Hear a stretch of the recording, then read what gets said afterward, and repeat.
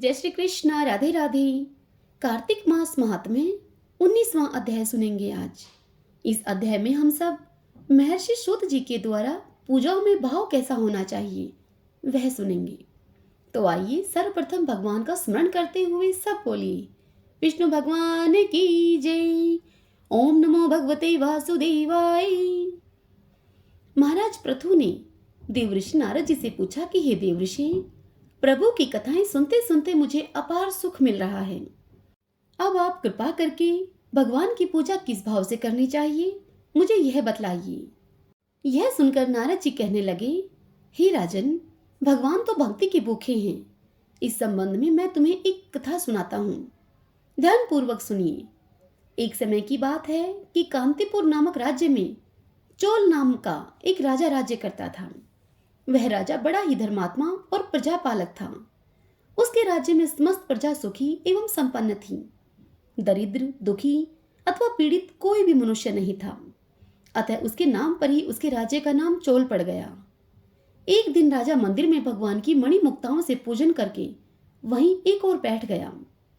वह गौरवपूर्ण नजरों से देखता और सोचता कि मैंने मुक्ताओं से भगवान की पूजा की है। ऐसी पूजा भला कौन कर सकता है मेरे राज्य में, इसलिए मुझ पर भगवान अवश्य ही अब प्रसन्न होंगे। इस प्रकार वह राजा भगवान की प्रतिमा को निहार निहार कर स्वयं ही स्वयं प्रसन्न हो रहा था। तभी वहां पर विष्णु शर्मा नाम का एक ब्राह्मण आया। उस ब्राह्मण ने जल और तुलसी दल से भगवान की पूजा अर्चना की।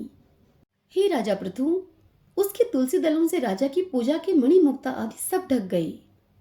यह देखकर राजा चोल अब क्रोधित हो उठा और कहने लगा कि हे विष्णु शर्मा, तुम्हें पूजा की बिल्कुल भी समझ नहीं है। मणि मुक्ताओं से मेरे द्वारा की गई पूजा की सारी शोभा को तुमने इन तुलसी के दलों से ढक दिया है। विष्णु शर्मा अब समझ गया कि राजा के मन में अभिमान आ गया है। अतः वह ब्राह्मण राजा से बोला कि राजन, अभिमान के वशीभूत होकर तुम्हें पूजा का कुछ भी ज्ञान नहीं है।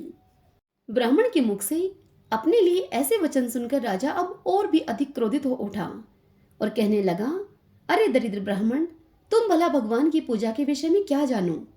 अहंकार से भरे राजा ने ब्राह्मण से इस प्रकार कहा कि क्या तुमने कोई मंदिर बनवाया है? कभी भगवान की प्रसन्नता के लिए कोई यज्ञ किया है तुमने? अब मैं यहाँ पर उपस्थित सभी जनों के समक्ष कहता हूँ कि भगवान की यह रुखी सुखी पूजा करके तुम पहले स्वर्ग जाते हो या फिर इन मणि मुक्ताओं से पूजन करने से मैं पहले स्वर्ग जाता हूँ। यहीं पर देखते हैं। इतना कहकर राजा ने गुंगल मुनि को वहां पर बुलवाया और एक बड़ा यज्ञ करना आरंभ कर दिया और साथ ही ब्राह्मणों को धन धान्य एवं गौ और वस्त्र आदि दान करने लगा।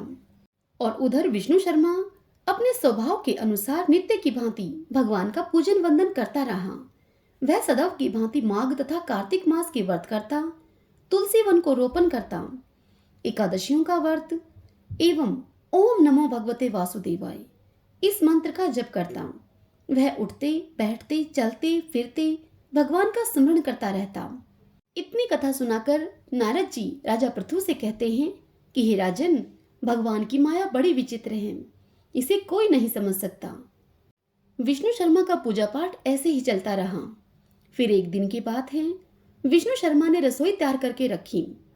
जब भगवान को भोग लगाने का समय हुआ तो विष्णु शर्मा ने देखा कि उसका बनाया हुआ भोजन कोई और ले गया है और वह सोचने लगा अपने मन ही मन कि यदि अब दोबारा रसोई बनाऊंगा तो मेरे सत्संग का समय निकल जाएगा और मेरा व्रत भी भंग हो जाएगा।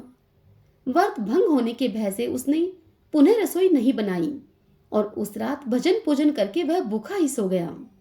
दूसरे दिन दोबारा उसने रसोई बनाई। उस दिन भी उसके साथ वही हुआ। इस प्रकार 7 दिन तक यही होता रहा। 7 दिन बीतते बीतते अब वह भूख से व्याकुल होकर बड़ा ही दुर्बल हो गया, किंतु उसने नियम भंग नहीं किया अपना।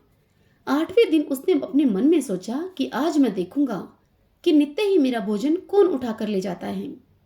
8वें दिन उसने भोजन तैयार किया और फिर एक स्थान पर छिपकर बैठ गया।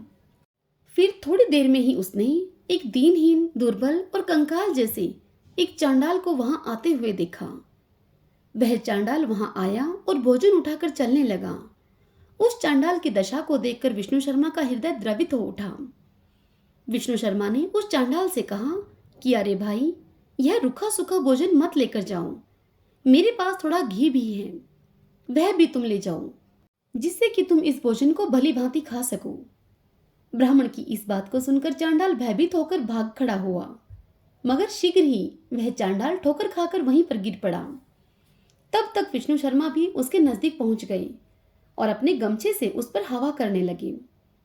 थोड़ी ही देर बाद उसने देखा कि चांडाल की जगह वहां शंख, चक्र, गदा और पद्म एवं वनमाला धारण किए हुए भगवान विष्णु लेटे हुए हैं। उसी समय विष्णु शर्मा ने उनके चरणों में गिरकर नमस्कार किया। तभी रुद्र आदि देवता भी वहां पर उपस्थित हो गए और वेद मंत्रों से उनका पूजन किया। तब भगवान विष्णु ने बड़े ही स्नेह से विष्णु शर्मा का आलिंगन किया और अपने दिव्य रथ पर बिठाकर विष्णु शर्मा को अपने साथ बैकुंठ को ले गए। चोल राजा भी यह दृश्य देख रहा था। जब उसने यह सब देखा कि भगवान की विष्णु शर्मा पर असीम अनुकंपा हुई है, तो वह बड़ा ही दुखी हुआ। यह बात उसके हृदय को अब कचोटने लगी कि उसका दान पुण्य सब व्यर्थ हो गया। तत्पश्चात राजा चोल ने गुंगल मुनि को बुलाकर दुखी स्वर में इस प्रकार कहा।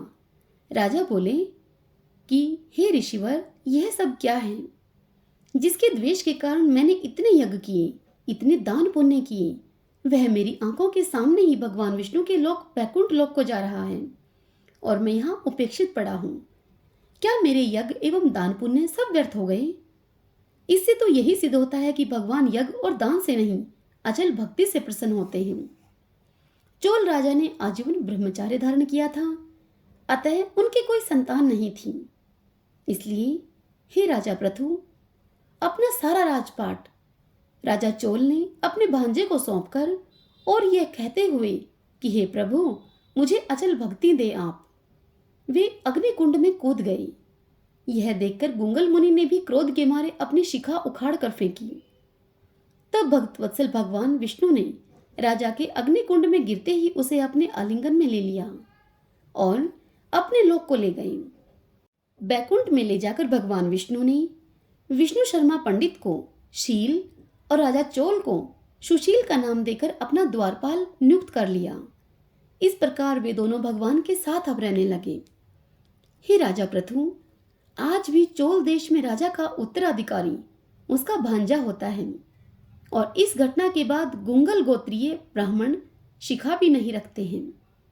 सूत जी बोले कि हे मुनियों, भगवान तो भावना और प्रेम के भूखे हैं, उन्हें तो प्रेम से हिर जाना चाहिए।